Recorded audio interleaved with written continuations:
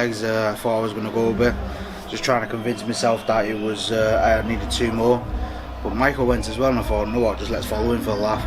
But I managed to get there in the end. He missed a couple of doubles. I was just there to step in every time, and I'm never leaving 32 or double 8 ever again in my life. And when he had that 38, as soon as I threw the first 6, I was like, what have you done? I'd not missed double 10 in one dart. Tops has been flying in. Just knackered. And just rambling now, I'm knackered. Does it take a lot out of you games against Michael because of the record and everything? Because it's almost more emotionally charged, you're putting more into it, more pressure on yourself. I wouldn't say the record, it was just trying to keep myself focused, to keep myself calm. It took more energy not to be a arse on stage than it was to, because Michael was giving it a few, like that 148, 164, 117. I was like, just don't bite, wait for that winning double, and you can do whatever you want. And when that tops went in and I give it the one, the whole life just drained from me. Damage done very early on when you really put him under pressure. The middle part of the game was very weird because you just kept breaking each other and no one could really hold throw. Was it just frustrating, that part of it? I think the first session was good, but I think the biggest damage was I come out, I think it was 9-6 up. His throws, and I broke him. The 4th one, I think he'd missed 2 or 3 darts, and I checked out 8-7 on the ball. I think that was the big one, because like Michael was like, I looked round and I could see him on the telly. He was pulling his socks up, which is like the telltale, like Taylor when he bites his flight. So I just kept telling myself that he's thinking about it. Just what you touched on there, like the little telltale things. That's something you look at in your opponents when you know when you've got them. If you watch me on TV, I'm always watching the big screen. I don't watch them throw, because you either listen for the crowd cheer when they put 2 in, or you listen to him miss. So I'd rather watch that and then think, just miss, please, because stood behind him is different than just watching on TV. It's like just being sat at home and chilling. And when he did miss, and I stepped in, especially that bullet for happy days. And then I seen him straight away, socks up. He took his time at the table. I thought, if I can kick him big now, and I think he went 180, 140, but I'll give him this leg. One big day away from that first TV title now. How do you approach tomorrow?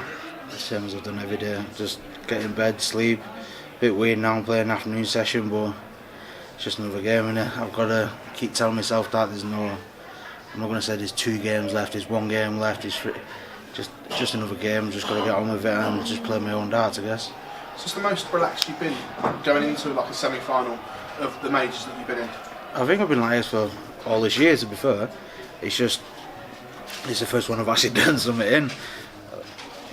No, I'm feeling confident, feeling relaxed, and I'm just here to compete, and my competing at the minute is still good enough, so.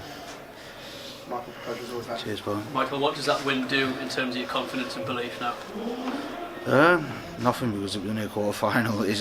I know I beat Michael, and that I'm not going to get too hyped over that, but I've still got a job to do. I've still got to turn up tomorrow, play darts, and keep focused and get on what I'm doing.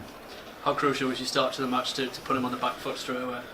The start of the match was good, but I just think when it was the 3rd session, when I think I went in at 3-2, that was a big session, because he won the second at 4-1, and I thought you've got to get your session now, and then which he didn't. I think I held on to the next one 3-2 as well. So it was just playing mini games with him instead of a full match. I think that's what I handle well to do. 2 wins away tomorrow. Are you thinking about potentially lifting the Eric Bristow Trophy tomorrow? I'm just thinking about playing Peter Wright or Fallon Sherritt tomorrow, so once I played that, if I'm lucky enough to do an interview here again, then I'll start thinking about the final and try not to convince myself it's 1 game again. I've not got the best records in the final, so I've got to try something different and a different approach for it. So. Cheers, Michael. Michael, you say you were exhausted after the celebration, after hitting that winning double. What can you do between now and the semi-finals to get that back? I keep stretching in the back room. My back is absolutely killing. It felt weird as soon as I give it large on the last double, everything just went, just drained, pain, everything, and it was like, no, just go and chill, and hopefully tomorrow I get the adrenaline back, and that's all it needs, just the adrenaline really. It takes over everything else. Were you very conscious that you were trying to hold on to all of that throughout the match and not let the emotion take hold? No, when I think when we were at 15-10 up, I tried to tell myself to do it with 2 legs. I tried to tell myself to do it first to 17, but then Michael just first 12 darts was as worsted man, and I was like, maybe you've got him here, and then just no. Next time, just stick to my own game and just stop watching what other people are doing. Obviously behind us it's Peter Wright against Papa Falancher as we speak. Any preference for yourself?